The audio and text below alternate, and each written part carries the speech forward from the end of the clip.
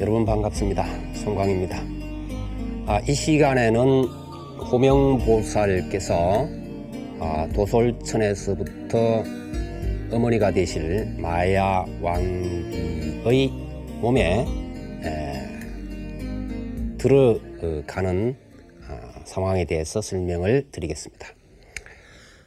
이제 보살께서 당신이 갈 나라 부모까지 이제 정해졌죠. 앞 시간에서 슈토다나 왕과 마야 왕비를 부모로 결정을 한 보살은 도솔천에 있는 환희로운 동산이라고 이름 붙여진 환희원이라고 하는 곳이 있는데, 그곳에 가셔서 이제 천상계서의 몸을 버리게 됩니다. 목숨을 이제 마치고 마야 왕비의 이 몸으로 내려가시게 되는데, 그때 이제 지상에서는 카필라 바스투, 카필라 성 혹은 카필라 국 이렇게 이제 번역되어지는데, 성을 중심으로 해서 나라가 있었기 때문에 아마 카필라 바스투, 성이란 뜻입니다. 바스투 그러면은 카필라 바스투라고 이렇게 이름이 붙여진 것 같습니다.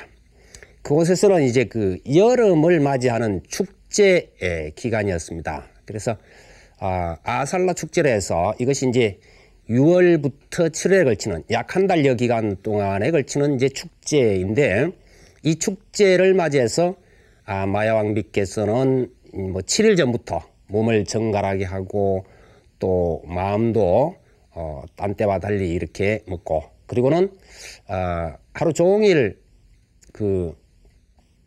백성들에게 보시를 베풀게 됩니다. 여러 가지 이제 원하는 것들을 이렇게 쭉 베풀고 밤이 되어서 이제 피곤한 몸을 눕혀서 이제 잠이 들게 되는데, 그때 꿈 속에서 하늘로부터 상아를 6개 가진 흰 코끼리가 오른쪽 옆구리로 들어오는 그런 꿈을 꾸게 됩니다. 바로 이제 이 꿈에서 상징을 풀어보면은, 오른쪽이라고 하는 것은 인도나 남방에 가면은 이 왼쪽과 오른쪽의 손구분이 확연하게 되어지죠.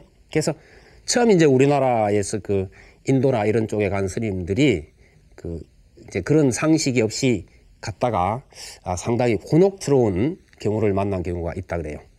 우리는 보통 애기들이 귀여우면은 오른손 왼손 할 것 없이 머리를 쓰다듬어 주고 그러죠. 그런데 이제 그쪽에서는 오른손의 역할과 왼손의 역할이 확연히 다르죠. 그래서 왼손은 이제 뒷물이라 해서 직접 그쪽에서는 물로 이렇게 이제 볼일을 보고 난 뒤에 씻는 경우가 대부분이죠. 그래서 그것은 이제 왼손으로 하고, 또 이제 음식을 먹을 때는 손으로 집어 먹잖아요. 그래서 이제 오른손은 또 음식을 집어 먹습니다. 그렇기 때문에 이 왼손과 오른손 구분이 확연한데, 그것은 그 세계에서는 오른쪽은 밝고 성스럽고 훌륭하고 이런 의미를 가지고 있고, 왼쪽은 좀 반대 개념을 갖는다 그럽니다. 그래서 항상 보면은 오른쪽이 강조되죠. 부처님을 중심으로 해서 예를 올릴 때도 오른쪽으로 돈다든지 오른쪽 무릎, 오른쪽 어깨 이런 식입니다. 그래서 이제 오른쪽이라고 하는 말은 이제 좀 성스럽다, 막다, 훌륭하다 이런 의미가 되겠고, 옆구리라고 하는 것은 인도에는 출신에 따라서 이렇게 사회적인 어떤 신분이 결정이 되어지죠. 그래서 이때 여러 기록을 보면은 출신이 신의 어느 곳을 통해서 나오느냐 하는 그런 기록들이 보입니다. 약간씩 차이는 있긴 하지만은 사제 계급에 해당되는 브라마는 신의 입으로 나오고, 그 다음에 이제 그 아래 무사, 왕족, 이게 크샤트리아한데, 크샤트리아는 옆구리, 겨드랑이 밑에 이런 식으로 이제 표현되고 있습니다. 그 다음에 평민에 해당되는 바이샤는 허벅지로부터 나오고, 그 다음에 이제 노예 계급이라고 하는 정복된 원주민이 되겠죠. 이들은 이제 발에서부터 나왔다 이렇게 이제 표현됩니다. 그렇기 때문에 우리가 이제 부처님께서 오른쪽 옆구리로 드셨다든지 혹은 오른쪽 옆구리로 태어나셨다고 하는 것을 이상한 얘기다 이렇게 이제 볼 수도 있지만은, 그쪽의 관습 혹은 전해지는 얘기로 보면은 왕족이라는 것을 뜻하는 것이다. 그래서 훌륭한 왕족 출신이다. 이건 이제 오른쪽 옆구리로 표현되고 있다. 이런 이야기입니다. 그 다음에 그 불본 행직경이라든지 이런 경에 보면은 흰 코끼리에 대해서는 3계를 제도할 거룩한 성자가 되실 분의 태몽이다라고 이야기가 나오고 있습니다. 그래서 이제 흰 코끼리는 거룩한 성자가 되실 분이다. 그러면 여섯 상하라고 하는 것은 무엇이냐? 이것도 역시 이제 그런 그 경전에서 해석이 되어진 걸 보면은 육종진동이라든지 이런 여섯이라고 하는 숫자 개념에 보통 우리가 이제 육도윤회 그러죠. 천상세계로부터 인간, 아수라, 축생, 아기, 지옥 이렇게 이제 여섯 세계를 이야기하는데 보통 이제 그 깨닫지 못한 미혹한 세계에 사는 범부들이 갈 수 있는 세계가 여섯 세계입니다. 이 부분은 뭐 뒤에 좀 더 설명을 하겠지만은 이러한 중생들을 다 제도한다라고 했을 때 육종진동이라든지 이런 이야기가 나옵니다. 땅이 여섯 가지로 막 흔들린다 이런 이야기라든지 하는 것이 모두가 이제 육종 이렇게 나오는데 여섯 상하에 대해서 직접적인 설명은 없지만은 바로 육도 중생을 제도할 흰 코끼리, 거룩한 성자, 그 성자는 출신 성분이 왕족이다. 이런 이제 의미가 된다. 이렇게 이제 해석을 할 수 있습니다. 그 다음에 이제 그 인연 이야기, 제가 지난번에 들어드렸던 그 부처님의 과거세 이야기 가운데서 인연 이야기라고 니다나 카타라고 하는 부분이 설명을 드렸죠. 거기에 나오는 이야기를 보면은 그 호명보살이 마야 왕비의 태에든 순간에 모든 세계가 진동을 하면서 32가지의 길조가 나타난 걸로 기록이 되고 있습니다. 그 서술을 읽어보면은 일만의 큰 세계에는 무량한 광명으로 가득 차고 그 상스러운 조짐을 보고자 원한 저 눈먼 이는 시력을 얻고 들을 수 없는 이는 소리를 들으며 말 못하는 이는 서로 이야기를 나누며 등이 굽은 이는 꼿꼿해지고 두 다리로 설 수 없었던 이는 걸어다니고 갇힌 몸이었던 온갖 사람들은 족쇄의 묶임으로부터 풀려나고 모든 지옥에서는 불이 꺼지고 악의 경우에는 굶주림과 목마름이 멈추고 축생에게는 두려움이 없어지고 모든 사람들의 병과 탐욕 따위의 번뇌의 불이 꺼지며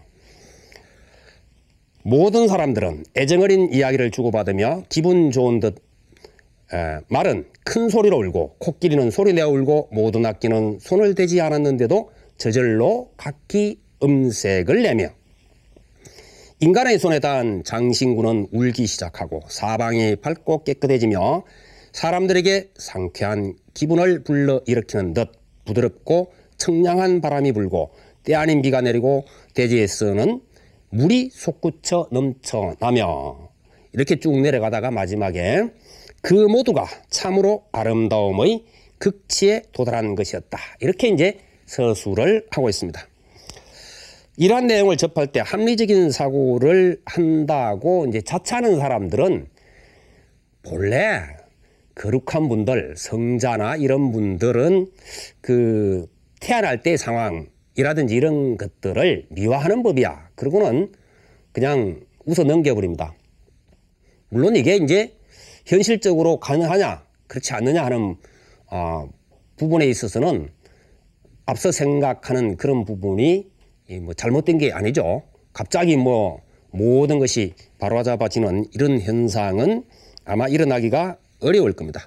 그리고 이제 이런 현상을 너무 현상 자체로 믿게 되면은 부처님께서는 모든 것을 그렇게 현실적으로 되는구나 이렇게 이제 생각하고 그런 것을 바라게 되면은 결국은 부처님의 바른 가르침을 우리가 파악하지 못하고 엉뚱한 곳으로 간다. 다시 말해서 맹신으로 흐를 가능성이 있다 하는 것이죠. 그러면 이러한 이야기를 통해서 우리는 무엇을 생각해야 되느냐? 부처님께서 이 땅에 우리 곁으로 오신다고 하는 것은 어떤 의미를 갖는 것이냐 하는 것을 이제 생각해 봐야 될 겁니다. 사실 우리 스스로를 돌이켜 보면은 우리는 무언가에 좀 완벽하지 못한 점들이 많죠. 그래서 어떤 경우에는 뭐 부분적으로 혹은 일시적으로 혹은 뭐 오랫동안 장님이 되기도 하고, 진실을 보지 못하면 장님이 되는 거죠. 그 다음에 올바른 것을 듣지 못하면 귀머거리가 되기도 하고, 그리고 양심의 소리라든지 바른 이야기, 진리의 이야기를 할 수 없는 그냥 공한 얘기만 하고 있다면 그건 벙어리와 같은 것이고, 혹은 전름발이처럼 혹은 무언가에 짓눌려서 등이 굽은 사람처럼 뭐 곱사등이가 되기도 하고, 또 우리가 일상생활하면서 무언가에 갇힌 듯 답답하고 이래서 뭐 정신적으로 문제가 생기기도 하고, 그렇죠. 그 다음에 이제 어떤 경우에 분노를 일으키거나 이랬을 경우에 지옥의 불길처럼 그 속에서 괴로워하기도 하고, 또 어떤 자기가 바라는 것이 도저히 이루어지지 않을 때 목마른 사람이 물을 찾듯이, 굶주린 사람이 먹이를 찾듯이 그렇게 아귀처럼 헐떡이기도 하고, 갖가지로 두려움 속에서 떨기도 하고 또 대립하고 투쟁하고 하는 것이 어쩌면 우리들의 모습인지도 모릅니다. 사실 이제 이 지상에서 이러한 여러 가지의 괴롭고 이런 현상들이 완벽하게 사라진 예가 한 번도 없죠. 또 앞으로도 아마 그것은 어려울 겁니다. 아무리 모든 사람이 전부 다 종교에 기해서 한다 할지라도 역시 그것이 현실적으로 이런 불완전한 것들이 사라지는 세계는 어려울지도 모릅니다. 그렇지만은 이런 상황 속에서도 완벽하게 벗어난 이들은 있었고, 또 현재도 있고 앞으로도 있을 것이라는 사실을 우리는 잊어서는 안 되는 것이죠. 뿐만 아니라 우리가 그것을 바로 보지 못하고 바로 파악하지 못함으로 해서 가지 않을 뿐이지, 우리도 바로 완벽하게 벗어날 수 있는, 불교식으로 이야기하면 해탈, 열반이라고 하는 경지는 갈 수 있다는 것이죠. 때문에 앞의 얘기에서 니다라카타 얘기에서 단서가 붙어 있습니다. 진실로 이상스러운 조짐을 보고자 한 사람에게 나타난 현상이라고 하는 것이죠. 따라서 이것은 우리가 불가사의한 현상이다 그렇게 이야기하는데, 불가사의라는 것은 있을 수 없는 이런 뜻이 아니죠. 우리의 생각이 미치지 못할 뿐이라는 거죠. 근데 우리의 생각이 미친다고 하는 것은 결국 경험이라든지 지식에 의해서만 미치게 되는데, 이것이 사실은 불완전하기 짝이 없단 말이죠. 그렇기 때문에 우리가 모르는 것은 무조건 불가사의하다, 뭐 기적이다 이러는데, 아는 사람의 입장에서 보면 그런 기적일 것도 없고 불가사의할 것도 없는 그런 현상이라고 하는 것. 따라서 이것은 결코 어떤 허황된 얘기를 지금 하고 있는 것은 아니다 이런 이야기죠. 그렇지만 본인이 이런 것을 무시하고 원하지 않는 사람의 눈에는 그건 어디까지나 허황된 얘기일 뿐이다 하는 것이죠. 예컨대 부처님께서 가신 길을 가려고 하지 않는 사람, 예수님께서 가셨던 길을 가려고 하지 않는 사람이 가령 불교 경전을 독송하고 혹은 성서를 독송한다고 할 때, 이런 사람들에게는 그것은 한갓 지식으로서 머릿속에 축적될 뿐입니다. 그렇다면 우리가 지식으로 불교를 접근한다 그러면 팔만대장경을 머릿속에 다 집어넣어서 어디다 쓰겠느냐 이런 이야기죠. 그렇지 않아도 우리가 가지고 있는 지식이 많은데, 그 지식 때문에 머리가 아픈데 거기다 다시 또 수많은 지식을 집어넣어서 뭘 어쩌겠다는 것이냐 하는 것입니다.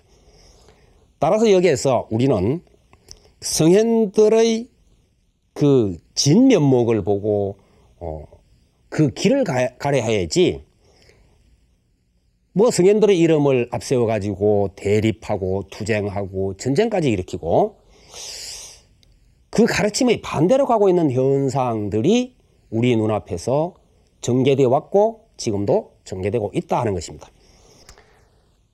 마야 왕비의 몸에 입퇴를 할 때 그 나타난 이러한 현상들은 사실은 부처님께서 열어 보이신 길이기도 하고 또 우리에게 설파하신 내용인 것이죠.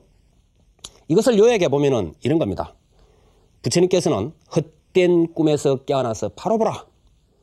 또 환청에 속지 말고 진리의 소리를 들으라. 제 주장만을 고집하면서 세상을 시끄럽게 하지 말고 참된 생명의 말을 하자. 누가 나 대신 이 무거운 나의 짐을 져주기를 바라고 있는가? 누가 나를 일으켜 세워주기를 바라고 있는가? 아니면 누가 구원해 주기를 바라고 있는 것이냐? 결코 그렇게 해줄 사람은 이 세상에 아무도 없다는 것이죠. 그래서 스스로 당당하게 일어서서 언제나 스스로 주인이 되어야만 된다고 하는 내용을 바로 이와 같은 서술을 통해서 우리에게 던져 준 것이다. 이렇게 이제 파악하면 좋을 것입니다. 바로 이것이 부처님께서 우리 곁으로 오신 그러한 목적성, 우리에게 들려주신 내용, 그렇게 파악하면 좋겠습니다. 그러나 사실 우리는 지금도 부처님께서 가르쳐 주신 그 길을 가지 않고 꿈속을 헤매고 있다. 그렇게 이제 볼 수 있겠죠. 그렇기 때문에 항상 돌이켜서 이러한 구절을 볼 때 그냥 웃어 넘기지 말고 도대체 무엇을 우리에게 던져주고 계시나? 우리는 여기에서 어떤 나의 모습을 볼 것이냐 하는 것을 항상 뒤집어 보지 않으면 안 되겠다는 것입니다. 다음 시간에는 이제 이 세상에 태어나시는 광경에 대해서 살펴드리도록 하겠습니다. 여러분 성불하십시오.